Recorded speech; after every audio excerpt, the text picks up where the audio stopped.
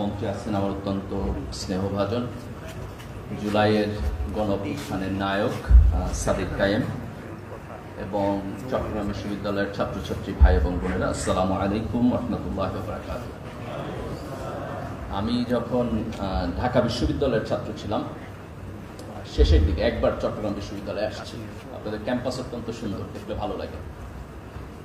আর এখন তো আমি বাইরের বিশ্ববিদ্যালয়ে শিক্ষকতা করি। আমার পিএইচডি স্টুডেন্টের মধ্যে 2 জন বাংলাদেশি ছাত্র আছে এবং 2 জনে চট্টগ্রাম বিশ্ববিদ্যালয়ের ছাত্র, chemistry department. And they're doing very good. So I have confidence that you guys are brilliant. এবং আমি যখন বসে দেখতেছিলাম যে চট্টগ্রাম বিশ্ববিদ্যালয় শাখা তাদের 7 দফা কর্মসূচির একটা বুকলেট করছে। This is wonderful. আমি চট্টগ্রাম বিশ্ববিদ্যালয় ছাত্র শিবিরকে কংগ্রাচুলেট করতেছি যে বাংলাদেশের ছাত্র রাজনীতি এই জায়গায় আসা উচিত।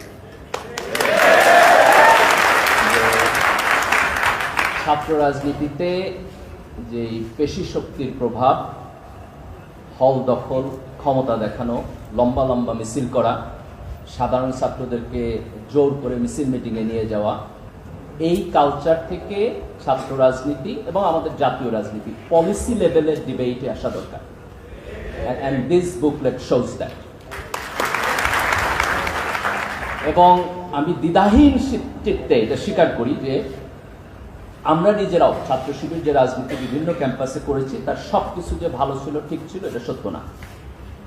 কিছু কিছু জায়গায় এই আধিপত্যবাদী রাজনীতির মধ্যে আমাদের নিজেদেরও কিছুটা অংশগ্রহণ ছিল।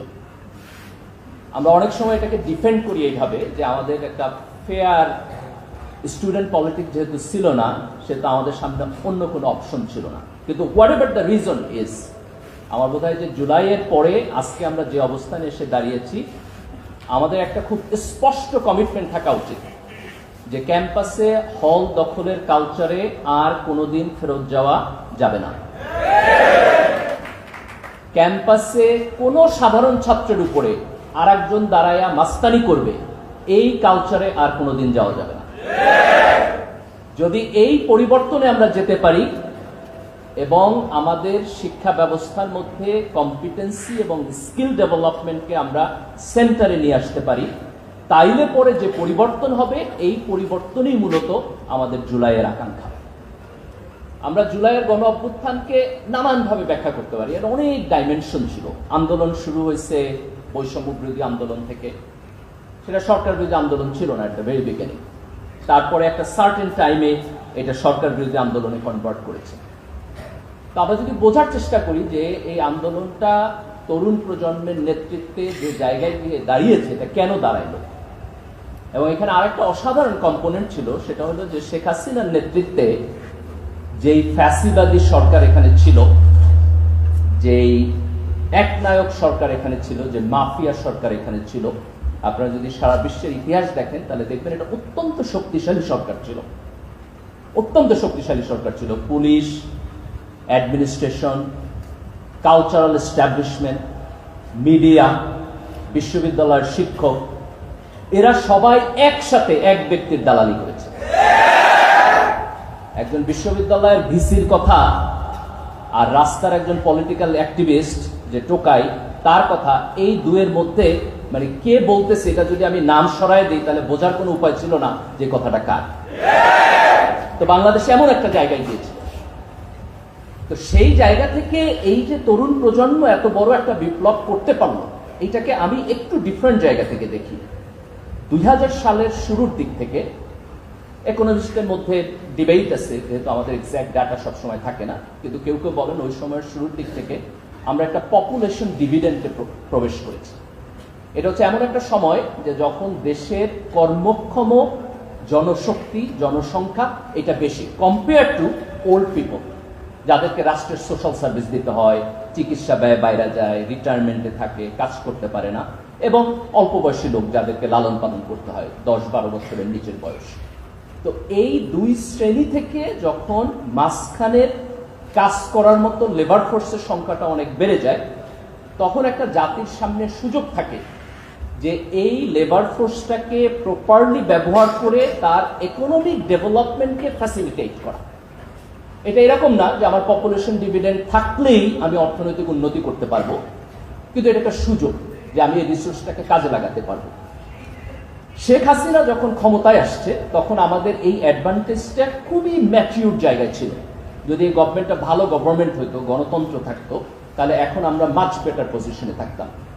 কিন্তু আমরা খুব আশ্চর্য করে ওই সময়টাকে যদি আমরা অবজার্ভ করি তাহলে দেখব যে এই সুযোগটাকে কাজে লাগাইয়া তারা বরং অর্থনীতি থেকে ম্যাসিভ অ্যামাউন্ট অফ টাকা করাপশন করে বিদেশে পাচার করছে। ব্যবসা করে আমার দেশে, টাকা নেয় বাজেট থেকে, আর বড় লোক হয় সিঙ্গাপুরে। তারা সিঙ্গাপুরের টপ 10 ধনীর মধ্যে বাংলাদেশের লোক আছে। এই দেশের পাওয়ার সেক্টর থেকে পয়সা নিচ্ছে, বিজনেস সেক্টর থেকে পয়সা নিচ্ছে। তো এই যে একটা অর্থনীতির সুযোগ ছিল আমার ডেভেলপমেন্টের, এইটাকে তারা করাপশন করেছে। সেকেন্ড, তাহলে করাপশন যদি হয় তাহলে এইখানে আমার যারা তরুণ প্রজন্ম আছে তারা তো ডেপ্রাইভড হবে, তারা চাকরি পাবে না, এটা তাদের এমপ্লয়মেন্ট মার্কেট খারাপ হবে। হাসিনার সময় আপনারা বিভিন্ন সময় গল্প শুনছেন যে দেশের জিডিপি বাড়ছে, দেশের উন্নয়ন হয়েছে, কিন্তু এমপ্লয়মেন্ট মার্কেট বাড়ে নাই।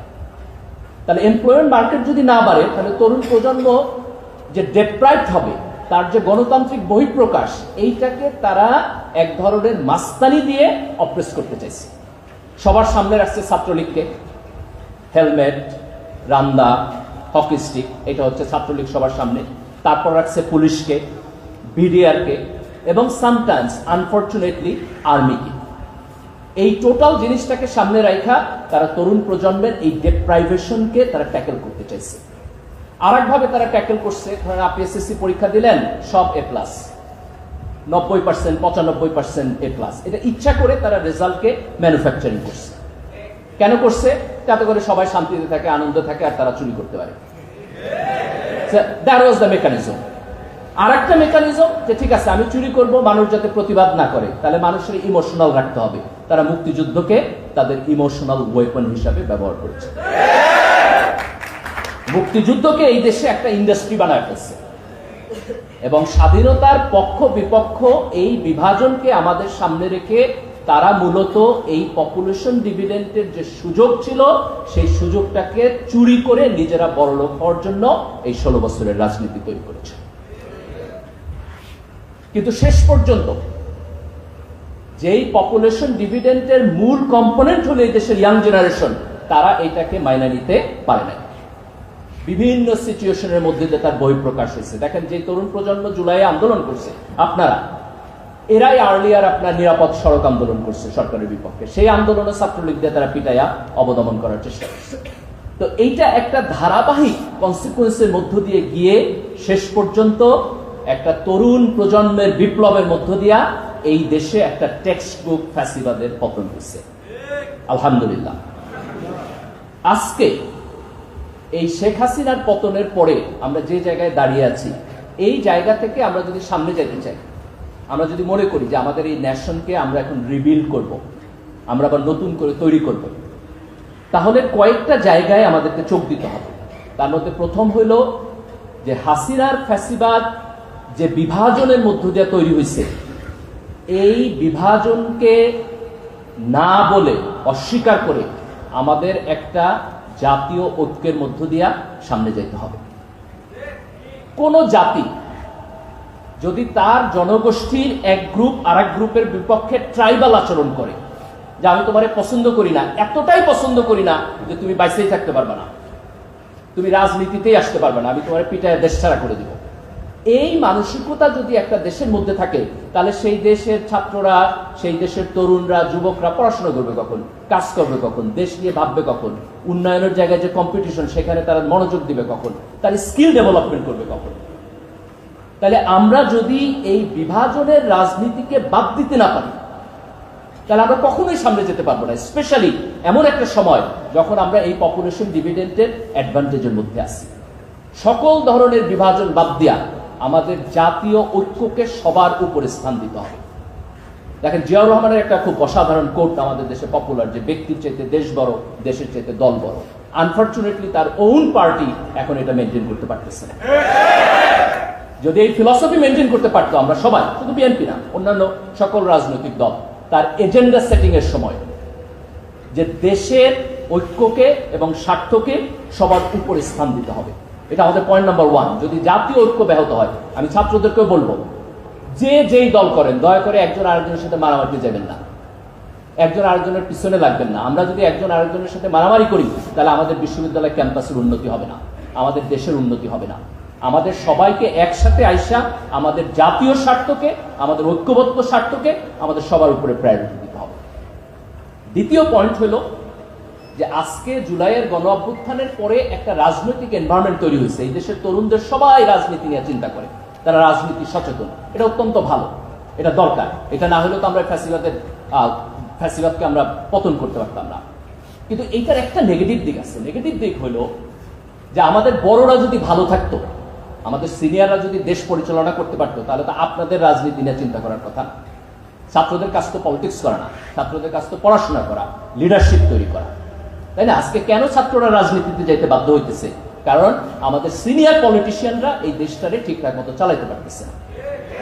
তো এই সিচুয়েশন থেকে আমাদের কোনো না কোনো সময় ব্যাক করতে হবে। আমাদের ছাত্রদেরকে নিয়ে যেতে হবে তার স্কিল ডেভেলপমেন্টে, তার পড়াশোনায়। কারণ আজকে দুনিয়া আগায় যেতেছে, সারা দুনিয়া টেকনোলজিক্যালি এখন 5 থেকে 10 বছরের মধ্যে যেই ডেভেলপমেন্ট করতেছে, সেই ডেভেলপমেন্ট আগে এক সময় 50 বছরও হইতো না।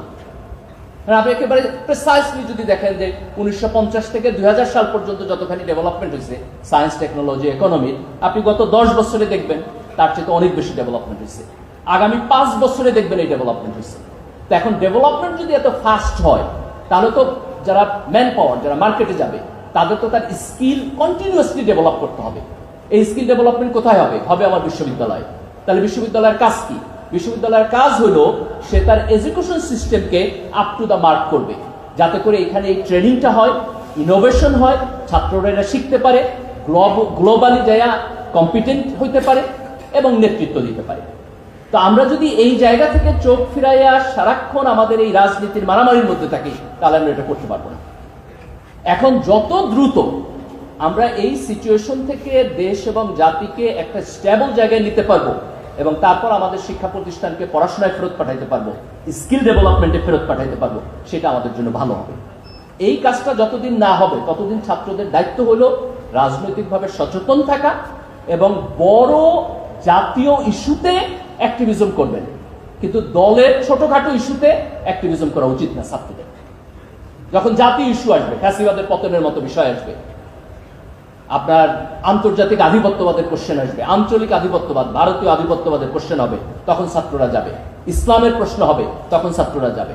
কিন্তু ছোটখাটো দলীয় ইস্যুতে সারাক্ষণ এক ধরনের রাজনৈতিক অ্যাটিটিউডের মধ্যে থাকা, এটা আমাদের ছাত্র সমাজের জন্য ভালো না। বরং আমাদের ফোকাসটা যাইতে হবে তাদের স্কিল ডেভেলপমেন্টের মধ্যে, এবং এই কারণে আমাদের শিক্ষায় বরাদ্দ বাড়াইতে হবে। সাধারণত জিডিপির প্রায় 5% বরাদ্দের কথা বলে ডেভেলপিং কান্ট্রিগুলোর জন্য, কিন্তু আমাদের জিডিপিতে এখন বরাদ্দ বোধ হয় 1-2% শিক্ষায়, টোটাল জিডিপির 1 থেকে 2%। এই বরাদ্দ যদি আমরা না বাড়াইতে পারি এবং বিশ্ববিদ্যালয় লেভেলে যদি শিক্ষা পরিবেশ এটাকে আমরা উন্নত না করতে পারি, তাহলে এই যে দেখেন আমরা সারাদিন ইন্ডিয়াকে গালাগালি করি না, যে ভারতীয় আধিপত্যবাদ আমাদের এখানে আছে, আমরা এটাকে কাউন্টার করতে চাই, কিন্তু আমরা যদি কম্পিটেন্ট না হই, তাহলে আমরা তো কখনোই তাদের ওয়ার্কফোর্সকে আমরা ইন্টারন্যাশনালি, গ্লোবালি, লোকালি কোনো জায়গায় আমরা কম্পিট করতে পারবো না। এবং আজকের দুনিয়ায় আপনি যদি আপনার প্রতিবেশীর চাইতে অতিরিক্ত দুর্বল হয়ে যান, তাহলে তার আধিপত্যবাদের শিকার আপনি হবেন। সারা দুনিয়াতে আন্তর্জাতিক জায়গায় কেউ রুল মানে না, কারো মোরালিটি নাই, জাতিসংঘ একটা বানায় রাখছে, এটার কথা কেউ শুনেই না। এখানে আপনার সেলফ ডিফেন্স আপনার নিজের করতে হবে, আমার সেলফ ডিফেন্স আমার নিজের করতে হবে।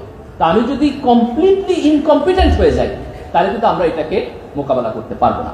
তো এই জায়গায় আমাদেরকে জাতীয়ভাবে চোখ দিতে হবে যে আমি রাজনীতি সচেতন থাকবো, কিন্তু সকল জায়গায় পলিটিক্যাল অ্যাটিটিউড, সকল জায়গায় দলবাজি, এই জায়গায় যাওয়া যাবে না।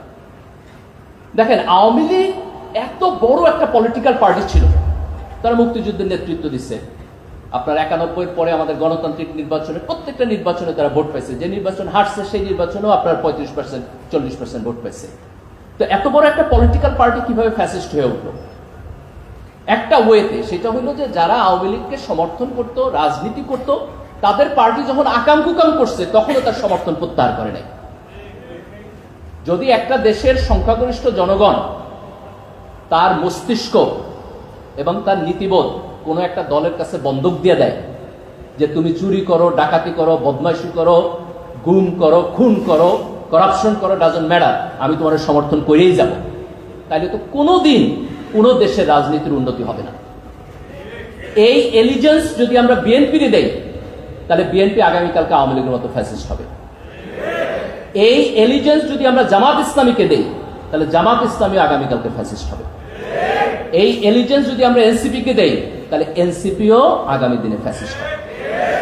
এটা পরিবর্তন করার একমাত্র ওয়ে হইল সংখ্যাগরিষ্ঠ নাগরিকরা আনকন্ডিশনালি কোনো দলকে সাপোর্ট করবে না, তার নিজের দলের অন্যায়কে সে সমালোচনা করবে এবং রাজনৈতিক মতভেদ পলিসি লেভেলের ডিসকাশনে আসতে হবে এবং বিশ্ববিদ্যালয় ক্যাম্পাস তার হোস্ট হবে, যে আমরা একটা সুস্থ পরিবেশের মধ্যে এই পলিসি লেভেলের আলাপ আলোচনা আমরা করতে চাই।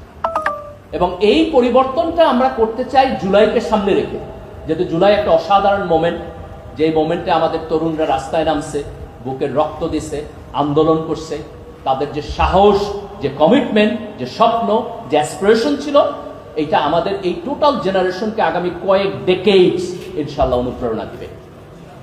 এই কারণে জুলাইকে আমাদের ইতিহাসে একটা ইররিভার্সিবল ঘটনা বানাইতে হবে, যে আমি সামনের দিকে গেছি, এখান থেকে আর ফেরত আসতে পারবো না। এই ইররিভার্সিবল ঘটনা বানানোর জন্য আমাদের যেটা প্রথম কাজ করতে হবে সেটা হচ্ছে জুলাইয়ের একটা ঘোষণাপত্র লাগবে। দেখেন 1940 সালে যখন মুসলিম লীগ লাহোর রেজলিউশন দিছে, লাহোর প্রস্তাব দিছে, ওইটা ছিল ব্লু প্রিন্ট, যে আমরা ব্রিটিশদের কাছ থেকে স্বাধীনতা পাইয়া, আজাদি পাইয়া 47 আমরা পাকিস্তান রাষ্ট্র করেছিলাম। তো এই ঘোষণাপত্রের সেখানে খুব হিউজ কন্ট্রিবিউশন ছিল। আমাদের মুক্তিযুদ্ধের সময় 1971 সালের এপ্রিলে তৎকালীন সরকার আপনার মুক্তিযুদ্ধের ঘোষণাপত্র দিচ্ছে। পৃথিবীর বিভিন্ন দেশে যদি আপনি যান, আমেরিকার যখন ফ্রিডম ফাইট হয়েছে, তাদের সেখানে ডিক্লারেশন অফ ইন্ডিপেন্ডেন্স ছিল। তো আজকে আমাদের একটা জুলাইয়ের ঘোষণাপত্র লাগবে, যেই ঘোষণাপত্র এই তরুণ প্রজন্মের যে আকাঙ্ক্ষা এই দেশকে নিয়ে, এই দেশের ভবিষ্যৎকে নিয়ে, এই দেশের রাজনীতিকে নিয়ে, সেই আকাঙ্ক্ষার একটা বহিঃপ্রকাশ লাগবে, যাতে করে আমরা এটাকে সেন্টার করে আমরা আগামী দিনের রাজনীতি আমরা তৈরি করতে পারি। সেকেন্ড, আমাদের রাজনীতির সিস্টেমের একটা সংস্কার লাগবে। এই সংস্কারটা অনেকে ঠিকঠাক মতো উপলব্ধি করতে পারে না। কেউ কেউ এটা বলার চেষ্টা করে যে হাসিনার সময় গণতন্ত্র ছিল না, কাজে আমরা এখন একটা গণতান্ত্রিক ইলেকশন দিয়ে দিলে তো আমাদের রাজনীতি আবার ঠিকঠাক মতো চলবে। কিন্তু এখানে ফিলসফিটা হলো যে আমাদের যে কনস্টিটিউশনাল সিস্টেম, যেই পদ্ধতিতে আমাদের সরকার ব্যবস্থা চলে, এই সিস্টেমের মধ্য দিয়ে যেহেতু শেখ হাসিনা তৈরি হয়েছে, তাহলে কোথাও না কোথাও এই সিস্টেমের মধ্যে লিমিটেশনস আছে, প্রবলেম আছে, লুপহোল আছে। তো আমরা যদি এইটাকে প্রপারলি এভালুয়েট করে কিছু কিছু জায়গায় কিছু লুপহোল বন্ধ করতে পারি, সিস্টেম্যাটিক স্ট্রাকচারাল ডেভেলপমেন্ট করতে পারি, তাহলে আমাদের আগামী গণতান্ত্রিক সরকার অতীতের গণতান্ত্রিক সরকারের চাইতে কোয়ালিটেটিভলি ভালো হবে। সো হোয়াই নট, আমরা যদি সুযোগটা পাইছি আবার নতুন করে শুরু করার, তাহলে হোয়াই নট আমরা এই চেঞ্জগুলোকে একটু অনেস্টলি, একটু সিনসিয়ারলি আমরা দেখব। এই কারণে আজকে আমরা জুলাই সনদের কথা বলতেছি, যে রাজনৈতিক দলগুলো আলাপ আলোচনা করে একটা কনসেনসাসে আসবে যে কিছু কিছু পরিবর্তন আমরা এগ্রি করব। বাংলাদেশের ইতিহাসে এটা একটা অসাধারণ ঘটনা ঘটছে, যে দেখেন ঐক্যমত্য কমিশনে ব্যাক অ্যান্ড ফোর্থ আলোচনা হইতেছে। একবার পলিটিক্যাল পার্টি আসতেছে, তারা বসতেছে, না বলতেছে, আবার চলে গেছে, আবার আসছে, এক ধরনের নেগোসিয়েশন হইতেছে। আমরা কিন্তু অনেক দিন এই আর্ট অফ ডিসকাশন আমাদের রাজনীতিতে দেখি নাই। এটা খুবই অসাধারণ ঘটনা। এবং কয়েকটা জায়গায় আমাদের ঐক্যমত হয়েছে 70 অনুচ্ছেদ আমাদের সংবিধানের, এটাতে যাতে পার্লামেন্টে গিয়ে এমপিরা যেন দলের এগেনস্টে কিছু কিছু জায়গায় ভোট দিতে পারে। ওয়ান্ডারফুল ডেভেলপমেন্ট হয়েছে। প্রধানমন্ত্রী, নির্বাচিত প্রধানমন্ত্রী এক ব্যক্তি যেন 2 বারের বেশি থাকতে না পারে, এটার ব্যাপারে এক ধরনের ঐক্যমত হয়েছে। বিচার বিভাগে ইন্টারভেনশনের জন্য যাতে সিনিয়রিটি ভায়োলেট করে প্রধান বিচারপতি না করতে পারে, এটার ব্যাপারে ইন্টারভেনশন হয়েছে। সো এটা ওয়ান্ডারফুল জিনিস। এইখানে একটা জিনিস আমাদের বাকি আছে যেটা অত্যন্ত গুরুত্বপূর্ণ, সেটা হলো সংসদের উচ্চকক্ষ। সংসদের উচ্চকক্ষের ব্যাপারে 2টা ধারণা আছে। একটা ধারণা হলো যে ঠিক আছে, আমি সংসদের একটা উচ্চকক্ষ করব, এটাকে টেকনোক্র্যাট লোকদেরকে নিয়ে আসবো, যারা সরাসরি পলিটিক্স করে না, নির্বাচন করে না। তো আমি যদি শুধু টেকনোক্র্যাট লোকদেরকে নিয়ে আসি, তাহলে উচ্চকক্ষ নিম্নকক্ষের সাথে কোনো ব্যালেন্স তৈরি করবে না। কেন তৈরি করবে না? উচ্চকক্ষে আমি পার্সেন্টেজ কিভাবে দিব? এই যে টেকনোক্র্যাট কোন দল থেকে আসবে? তো একটা প্রস্তাব হলো যে নিম্নকক্ষে যার যতগুলো আসন থাকবে ওই অনুপাতে হবে। ধরেন আমি ইলেকশন করলাম, আমি নিম্নকক্ষে 250 সিট পাইলাম, আমার ব্রুট মেজরিটি, আর বিরোধী দল 50 সিট পাইল, তাহলে উচ্চকক্ষে গিয়েও ওই আপনার মানে 50/300 যে পার্সেন্টেজ হয়, ওই পার্সেন্টেজে বিরোধী দল সিট পাবে, আর আমার 250% আমি সিট পাবো।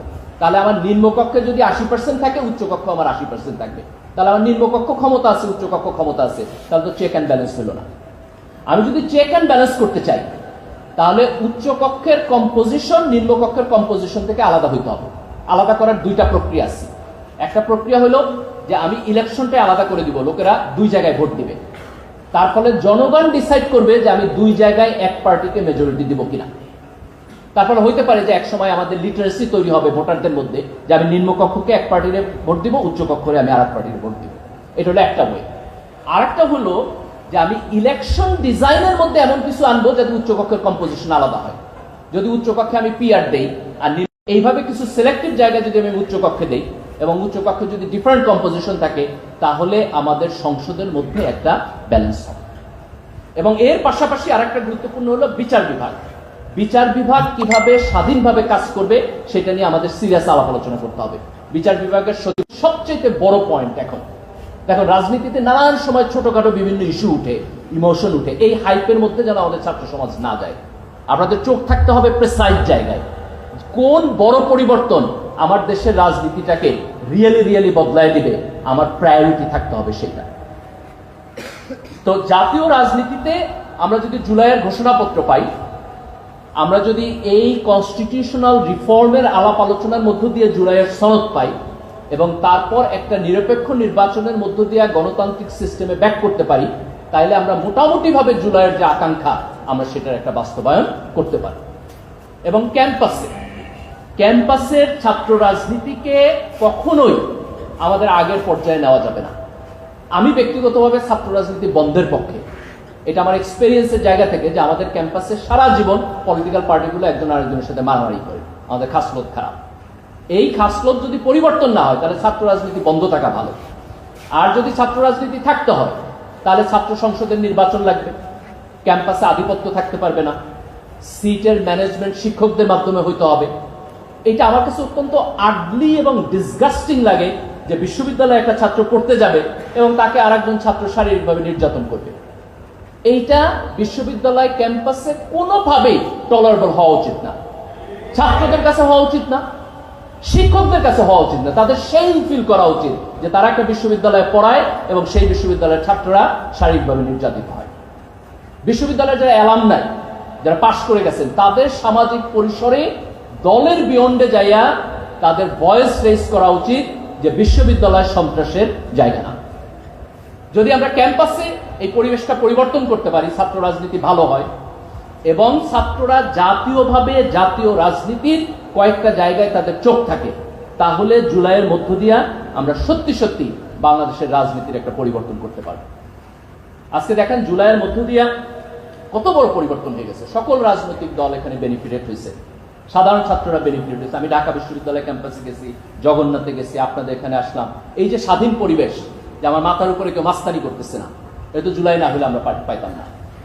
আজকে দেখেন বিএনপি আমাদের বড় রাজনৈতিক দল, খালেদা জিয়া আজকে যদি জুলাই না হইতো, তাহলে তো উনি তো অ্যারেস্ট অবস্থা থেকে মুক্তি পাইতেন না, উনি লন্ডনে যায় ওনার সন্তানকে দেখতে পারতেন না। আজকে জামাত ইসলামের আজহার ভাই জেলে ছিলেন, ওনার মৃত্যুদণ্ড হয়েছিল আইসিটি ট্রাইব্যুনাল, আজকে যদি জুলাই না হইতো উনি মুক্ত হইতে পারতেন না। আমি প্রতিবার যখন এয়ারপোর্টে আসতাম, ইমিগ্রেশনে গেলে আমার বুক দুরু করতো, এই বুঝি দৃষ্টি আমারে ধরে। আমি তো এখন স্বাধীনভাবে বাংলাদেশে আসতেছি। তো এই যে জুলাইয়ের শহীদ, আহত এবং একটা এন্টায়ার তরুণ প্রজন্মের কাছে আমাদের সবার ঋণ, যে সাহসিকতা তারা দেখাইছে, যে বিপ্লব তারা করছে, এই ঋণের প্রতি আমাদের এখন সবার কৃতজ্ঞতা বোধ থাকা উচিত।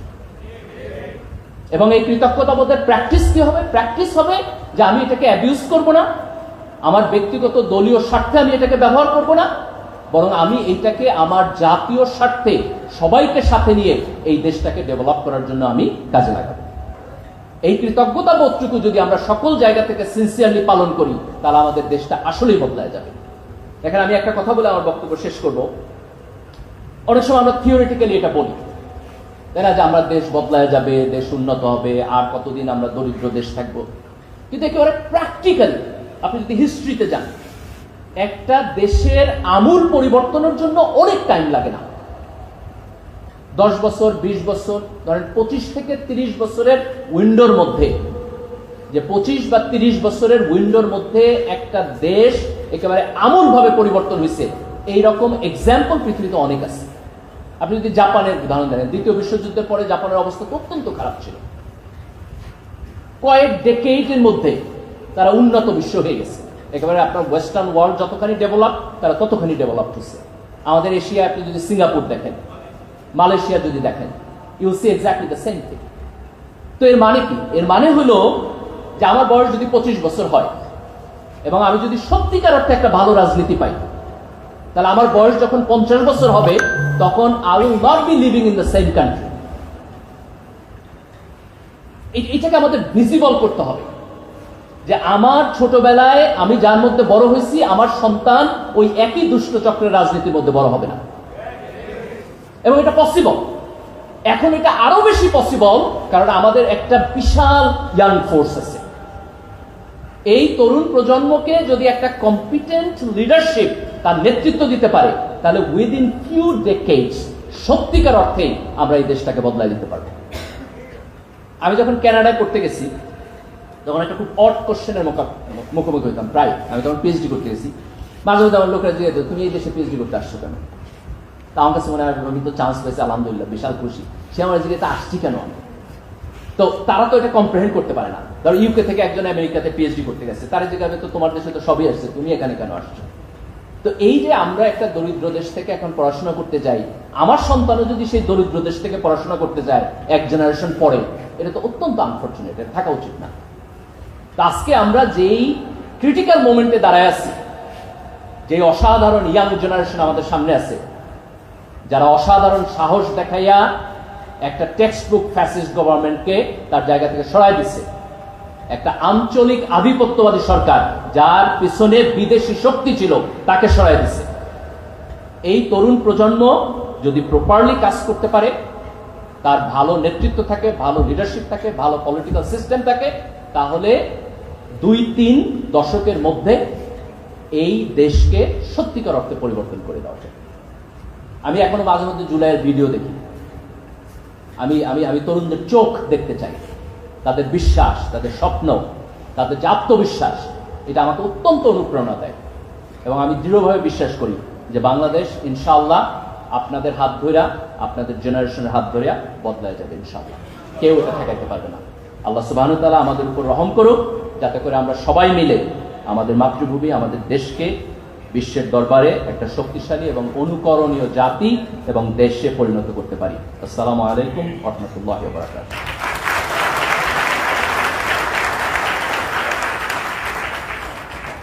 আমরা অসংখ্য ধন্যবাদ জানাচ্ছি আমাদের আজকের আয়োজনের সময়তে প্রধান অতিথি ডক্টর মির্জা গালিব ভাইকে। এই পর্যায়ে আমাদের প্রশ্নোত্তর পর্ব। আমাদের ল্যান্ডমার্ক যেগুলো আছে, দায়িত্বশীল ভাইদেরকে যাদের প্রশ্ন আছে প্রশ্ন করার অনুরোধ জানাচ্ছি।